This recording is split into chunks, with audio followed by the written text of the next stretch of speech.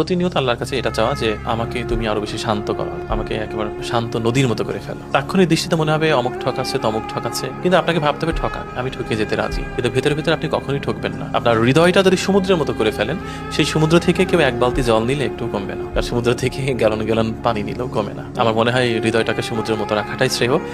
ছোট পুকুর কিংবা জলাশয়ের মতো না রাখলে খুব ভালো হয়। মন যদি বড়ই করবো তো সমুদ্রের মতো বড় করবো, যত পারি জল নিয়ে যা, কিছুই যায় আসে না আমার। আর যারা কঞ্জুস তারা হয়তো ওই যে শৈবাল দিঘিরে বলে উচ্ছে পড়ে শির, লিখে রেখো এক ফোঁটা দিলাম শিশির।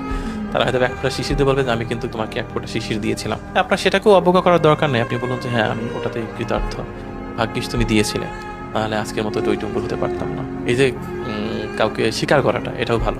কেউ যদি বলে তোমাকে আমি 1টা টাকা দিয়েছিলাম আর আজকের প্রোগ্রেসের জন্য ওই 1 টাকাই দায়ী, আপনি বলবেন ডেফিনেটলি, কারণ সেই 1 টাকা না হলে আমার ফিগারটা হতো না ওরকম। কারণ দেখেন 1 কোটি থেকে 1 টাকা সরিয়ে ফেললে কিন্তু 1 কোটি ফিগারটা হয় না।